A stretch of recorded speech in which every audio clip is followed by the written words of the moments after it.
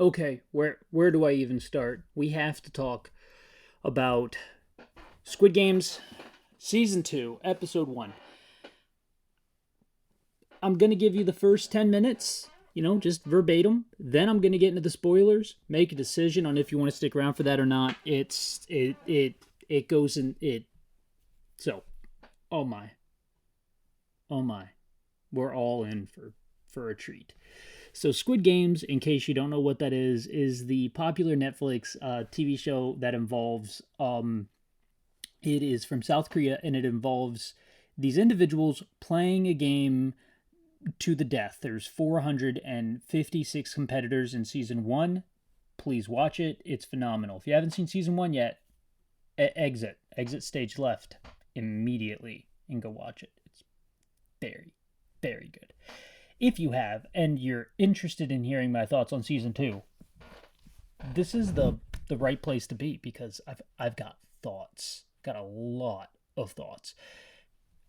We begin with Junho working in the traffic department. Junho is the detective from season 1. And from this point forward, I'm going to assume you've seen season 1, so I'm going to spoil things. Junho wakes up in a hospital room. He's been shot in the shoulder. He has been found. We then have, so that's Junho. Then we have Gi-yun.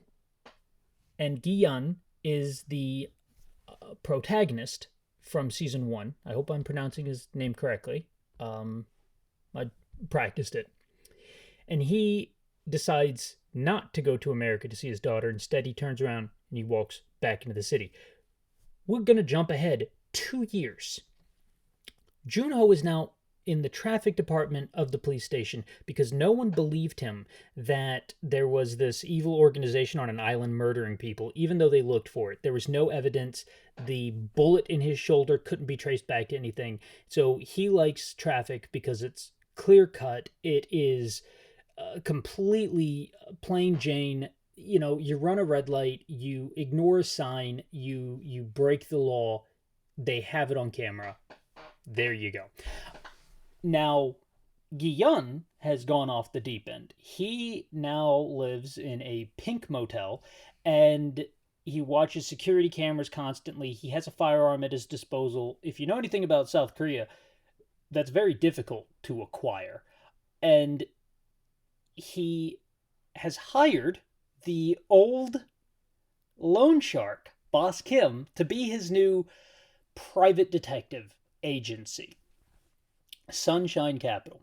Now, Boss Kim is leveraging all of his guys to search the subway stations for one person, the recruiter. And we have our 4 main characters of episode 1. Junho, Gi-yun, Boss Kim, the recruiter.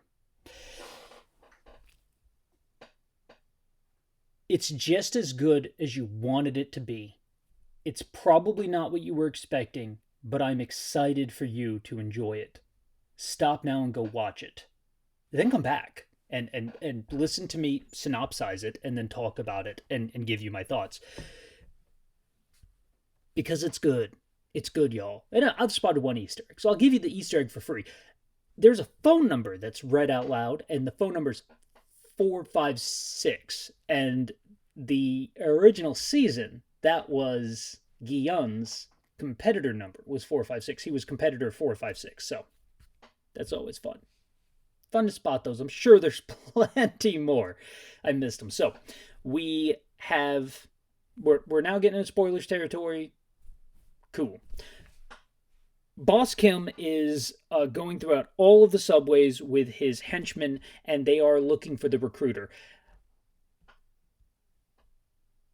Gi-yun tells him that he needs to increase the amount of searching that's happening. So he gives him more money, and they go searching, and then he says, I'm going to give you a $1 billion reward if you find the recruiter. And so he tells his guys this. Everybody's very excited. And they keep searching. Months go by. And then one day, Boss Kim and his second-in-command are sitting there. The train pulls away. There's the guy. So Boss Kim and him start trailing him. They call Gi-yun. Gi-yun gets excited and starts speeding. You know where this is going. They get pulled over by some police officers. Police officer 1 is a new guy, and police officer 2 is Junho. And Junho tells the new guy, go do your first ticket.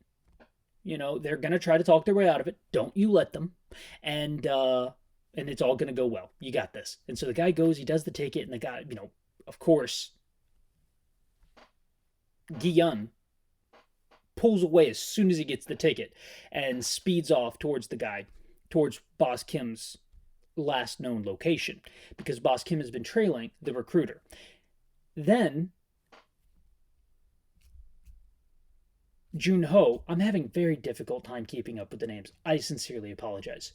Junho wants to double check the guy because he's told he has a bunch of phones and laptops in the car, and he's like, that doesn't sound normal, by the young officer. So he goes and he's going to double check it, and this leads him to Sunshine Capital, which he gets there, and he basically infiltrates the building just in time to hear one of the other henchmen run in, so he hides. And the henchman says, oh, Boss Kim says he saw the guy.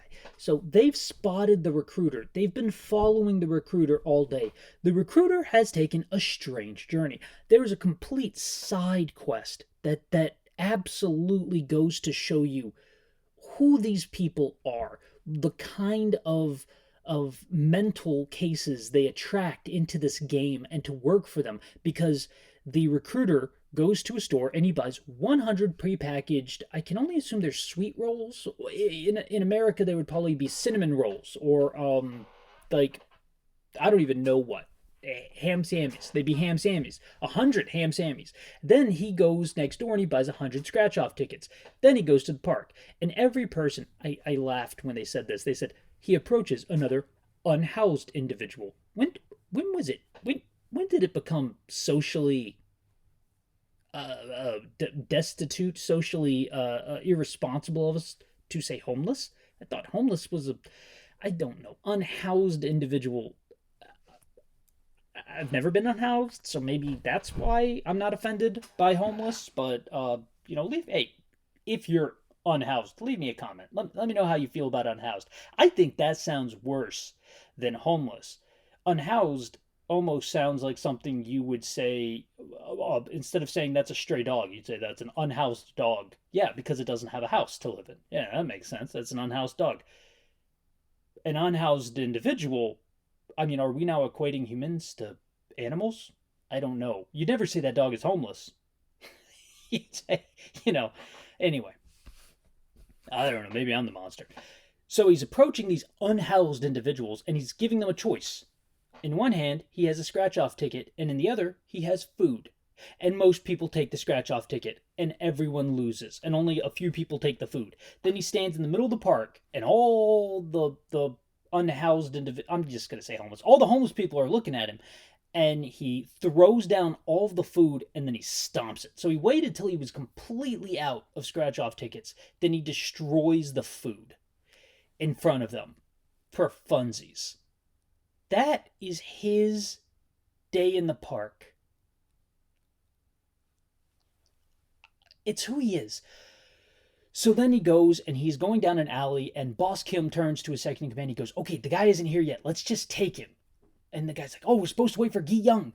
And he says, he's not here. Let's take him, and we're going to split the billion, yuan, the billion won reward.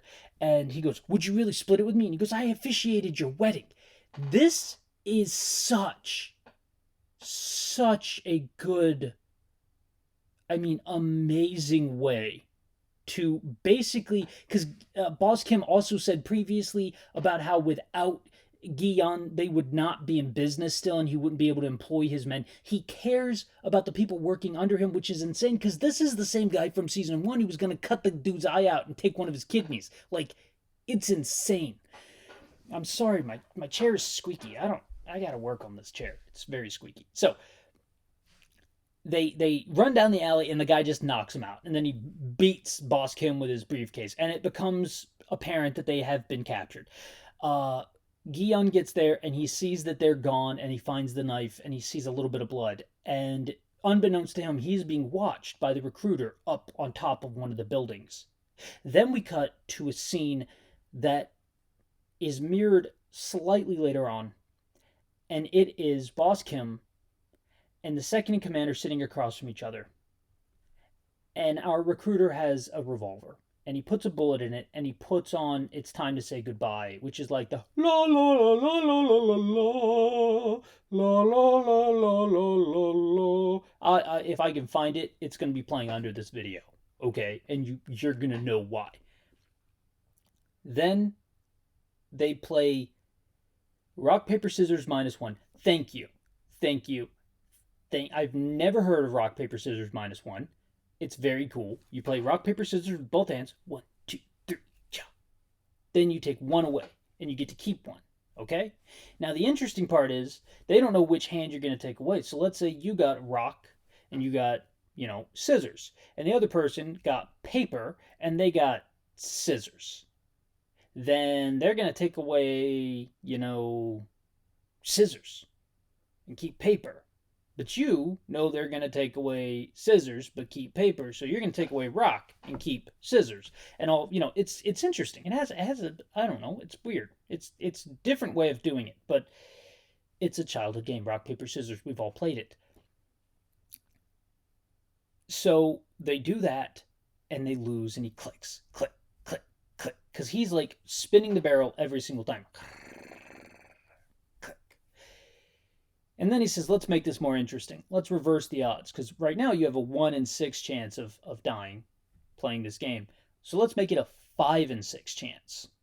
And he puts in 4 more bullets. And then he spins the chamber and he has them go again. And the second in command has 2 rocks. And our Boss Kim, who ironically has come through as a decent person, has scissors and paper. So he wins, right? He's going to take away scissors and he just has paper. Boss Kim cannot take one away. He cannot make the decision. It's the age-old question. If you were driving a train car and you saw that there was a doctor standing before you on the track and you could pull a lever and switch tracks, but on the opposite track is an unhoused individual. Look at me using that word. We've come a long way in this channel. Would you do it? Would you sacrifice the unhoused person to save the doctor? And the correct answer, if you're ever asked that question, is I'm not going to touch the controls. That's messed up. Yeah, that is messed up because you don't get paid to make that decision. They're going to try to get you to make the decision, but you can just keep saying, I'm not touching so you let it kill the doctor. Look, man, I don't know what that doctor's doing on the tracks. Okay, like that unhoused dude, he knew that track was safe. I'm not touching the controls. I'm not playing your game. That's what Boss Kim does. He takes the third option. He's not playing the game. He's then disqualified, and they've already established the rules. If you're disqualified, click. So the guy blows away Boss Kim, and it's very, very sad. Then he leans down to the second in command. He goes, now that we're alone, we're going to have a little chat. And this is perhaps, in the darkest way possible, one of the most effective scenes of interrogation I have ever seen. And it's intense. And you just know that second in command is like mentally broken, and with the joy of just being alive at that moment, now being questioned, it's insane. It is absolutely insane. So then we cut back to Jun-ho, the detective, who has figured out the place where Gi-yun is. And he remembers Gi-yun when he sees his photo, and he asked Gi-yun years ago to help him find his brother. And Gi-yun told him, why do you think I can help you find your brother? So he's going to go to this place, Pink Motel. That's the last we hear of Jun-ho during this episode. Now, Gi-yun arrives back at the motel and he sees the lights on, so he knows something has happened inside. He goes inside and he meets the recruiter. And the recruiter's looking at the subway and he's like, oh, you've been looking for me this whole time, huh? And he says, let's play a game. We're going to play Russian roulette, but instead of doing it the traditional way, where you spin the barrel after every turn, which is, gives you a 1 in 6 and it resets. What we're going to do is we are going to keep it. So we're going to spin the barrel and then we're going to take turns so we know this game ends by round 6.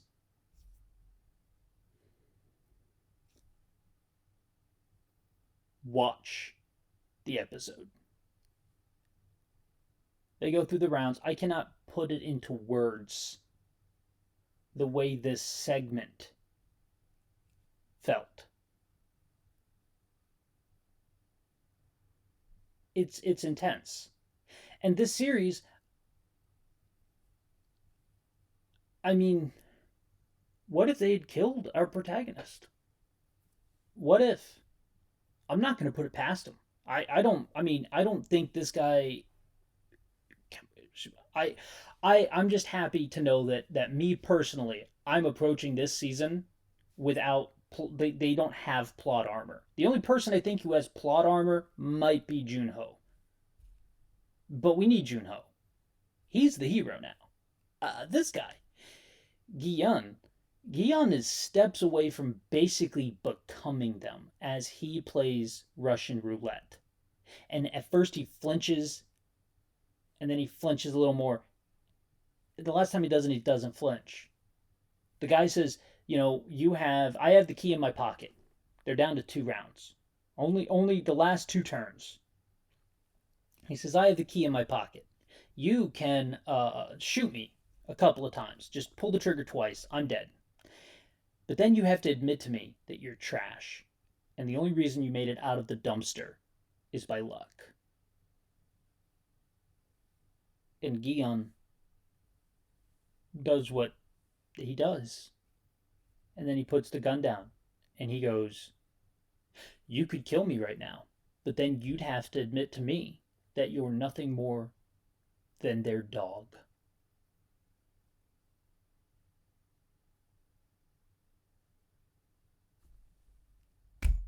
The episode ends with a bang.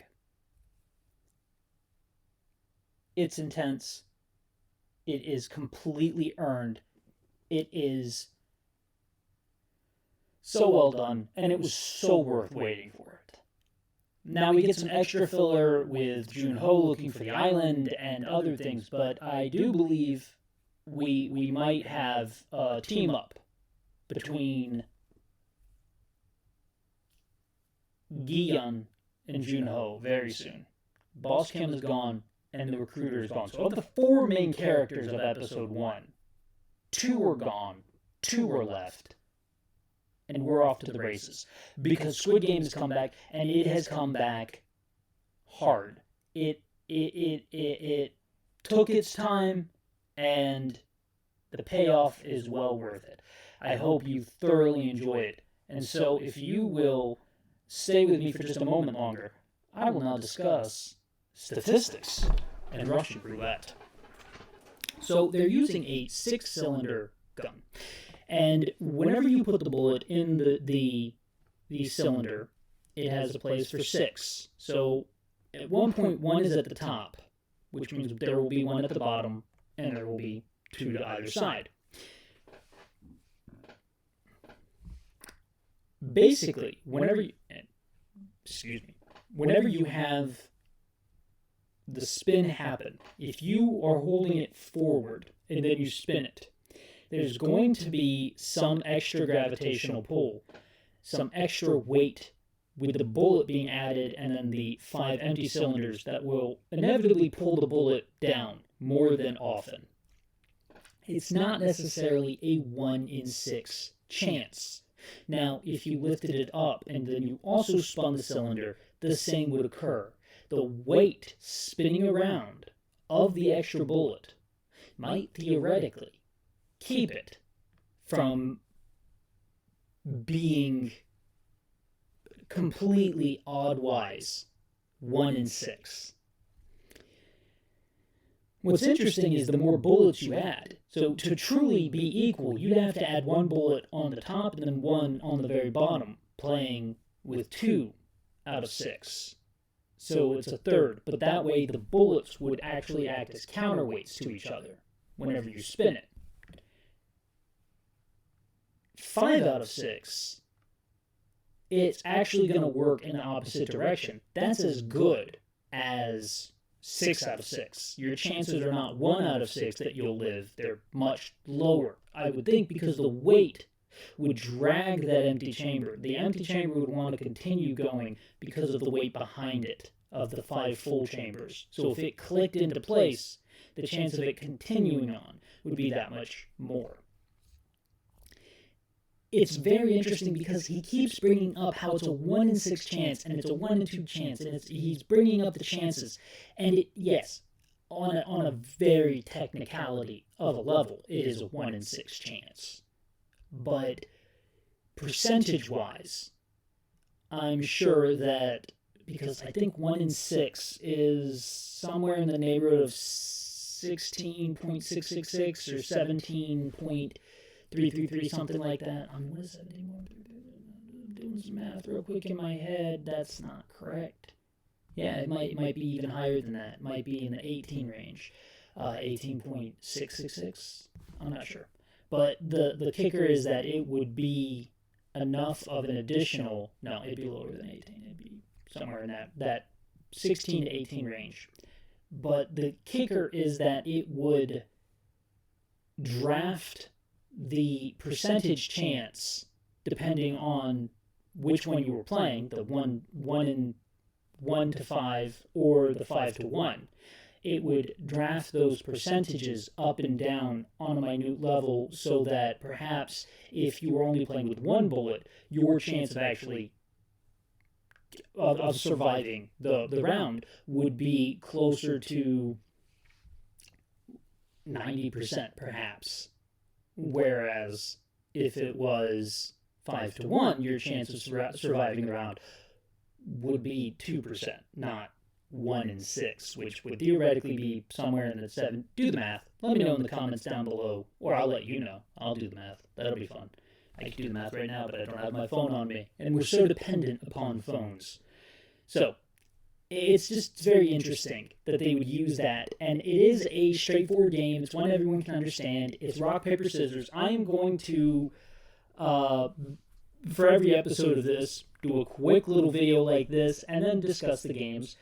Rock, paper, scissors, of course, has a 1 in 3 chance, but I've never heard of rock, paper, scissors -1. And it's very interesting why you would choose 2 of the same kind if you're doing that. Like, wouldn't you want... I think the whole point of it is to hedge your bets so that you increase your percentage chance to win, and it becomes a 50-50 odd.